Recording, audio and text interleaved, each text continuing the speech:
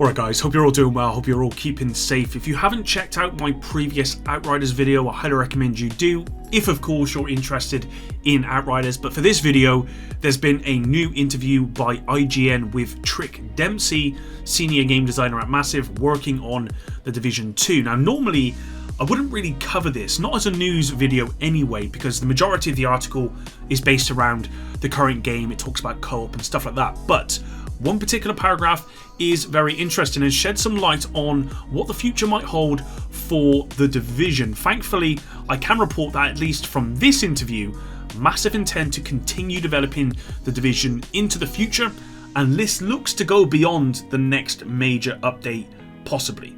Could this indicate The Division 3 ? Who knows? But let's check it out.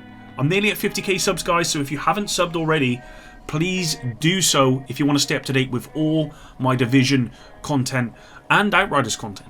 Now let's take a look at this interview. So guys, it actually started from this tweet here from Dempsey, where they've put my interview with IGN went live today. If you want to hear about the development and future of the Division game, you should check it out. And then of course we have the article here, which we're going to check out now. So as you can see, the title is Ubisoft's Massive Entertainment on the Division 2 lore, solo versus co-op, play, mission design, and more. And then we kind of, as you can see, there's a lot of stuff here. It says, first up, we had to ask what the biggest challenge is in making Division 2's gameplay work for solo players and those who prefer grouping up. The question, but how does it work in co-op, gets asked a lot during internal reviews, she says, and it keeps us honest. Thus, there's a back-end set of rules that informs every decision about how missions trigger, how story is delivered, and how players enter and exit a world. But really, all of that groundwork is just a start. According to Dempsey, there are two major areas of importance to ensuring that a game like the Division 2 scales for single-player and cooperative play, areas which promote dynamic group gameplay and system which ensures steady resistance. All combat areas are built with 4 players in mind, she says. Generally, players are funneled into space by a single entrance.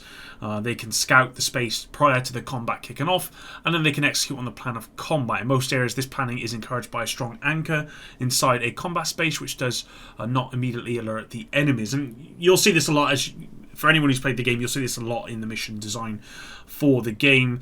How math, iteration, and claustrophobia shape the Division 2's levels. This focus on planning and execution explains why missions in the game start in a similar way. It allows us to for smoother experiences, regardless of the player count. Furthermore, steps are taken to induce movement and a sense of claustrophobia. And then it says here, it really doesn't, she says, geometry plays too big a role in every fight, and common enemies in the Division 2 feel so good because they only take a couple of seconds to take down once you've gotten them exposed. The dynamic, not so sure about that. Red bars, probably. The dynamic enemy system relies on a much more fluid set of increased enemy durability, increased veterancy, and increased numbers than might first seem obvious. I guess the short answer was math and iteration. Division 2 has more cooperative players than Division 1. I don't think that's any surprise. All of the number crunching and reworking seems to have paid off. Dempsey reveals that players play together more often than Division 2 versus the first game. A greater percentage of playtime in the Division 2 is grouped than it was in the Division. That does not mean that Division 2 is not brimming with happy, successful players who exclusively play solo. I'm one of those people. I play pretty much exclusively solo, but it doesn't mean that players who group tend to have positive experience. Grouped play is fun, and those back-end co-op rules from earlier make getting into group play frictionless. Lots of players matchmake, and lots of players answer the call for backup sent by players who have been down during a mission. So I gotta admit, that's no surprise there. It says here, both the Division 1 and Division 2 made it easy to play with strangers, but Division 2 made it even easier, she says. As you would expect, that means we do see more of it. I would not say that is a massive change, however. It's the slow drift that comes from the smoothing of rough edges. Division 2 lore is built on manipulation. We have a network of internal lore pages which detail the true stories of our characters, factions, and locations, but there are always 2 golden rules. Nothing is canon until it appears in-game, and the only reliable narrator is the player's agent's experience. Goes on to explain what the second rule means. Just because something exists in an old planning document does not make it true, and agents should not trust the words of characters with an agenda, she says. The world of The Division is one filled with intrigue and betrayal, and any character who records or broadcasts something does so with the intent to manipulate their audience. Unless the agents themselves see something happen with their own eyes, they should be careful about trusting too deeply. And that's a pretty intriguing comment about the lore of this game. Division 2 universe is not connected to Assassin's Creed and Watch Dogs. They're just playful nods, she admits. Even within Tom Clancy family, The Division does not coincide with other series. The easiest illustration of this is to look at presidential timelines in each universe and note who is in power then. Heck, even some politicians with the same names are actually different characters. This is done to evoke or allude to those pre-existing characters, but those characters do not exist in the universe of The Division. And then, don't expect total closure from future Division 2 content. And this is the main paragraph, guys, that I wanted to talk about in this video. So it says, that said, with more content slated for the Division 2 this year, does Massive Entertainment plan to give the community closure in terms of plot and story? Question mark. Reason being, the campaign, as well as its Warlords of New York expansion and subsequent events, the studio has been content with a drip-fed approach to the Division 2 story reveals. She left us with this. The Division is an ongoing story, so we're not going to be providing total closure anytime soon, she confirmed. This past year has seen the deaths of major characters, so we need to promote some supporting characters into the spotlight. The Sokolov family is still making trouble. Bard and Schaefer is in custody. The Division may not have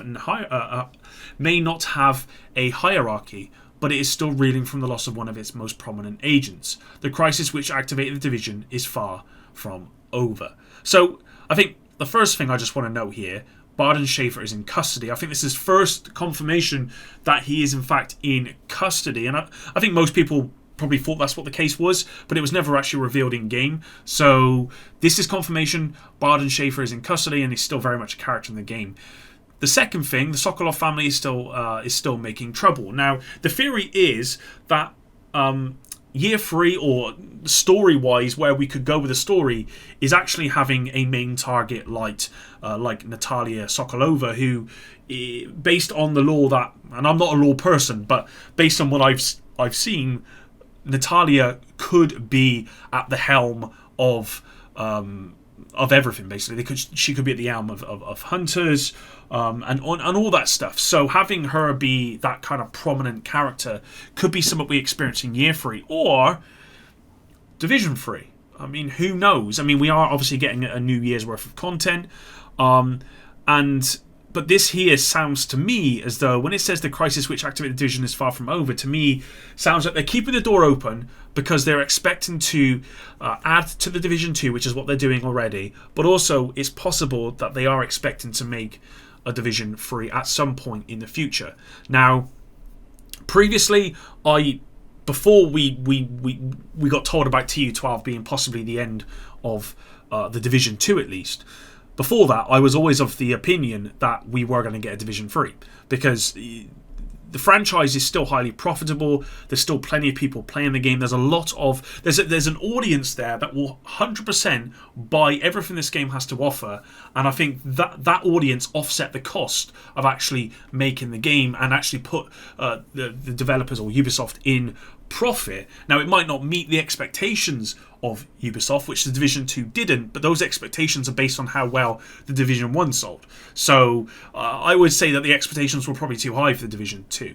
Now, obviously, since we learned about TU12 being the last, and then we're getting this, now we're being told we're actually getting new content, I'm not so sure we're going to get a Division 3 anymore. But this particular article and this particular quote here, I don't know. I really don't know if we're going to get a Division 3.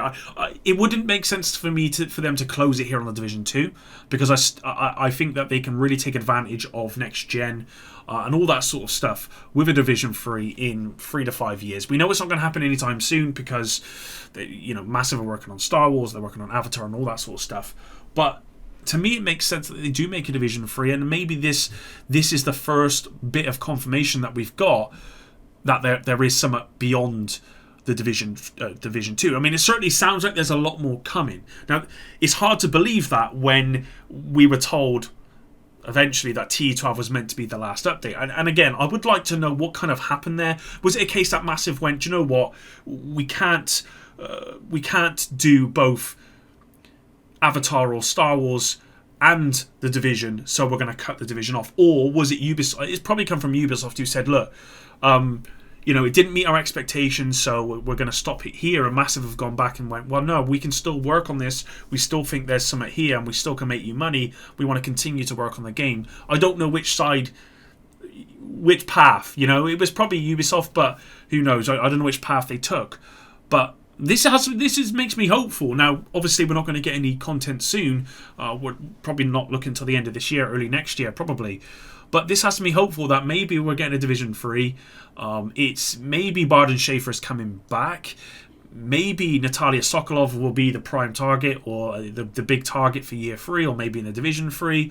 Or maybe we're going to see some supporting characters that that's in the lore, but we've not really don't know a whole lot about, and they're going to be put into the spotlight, as Trick says here. Who knows?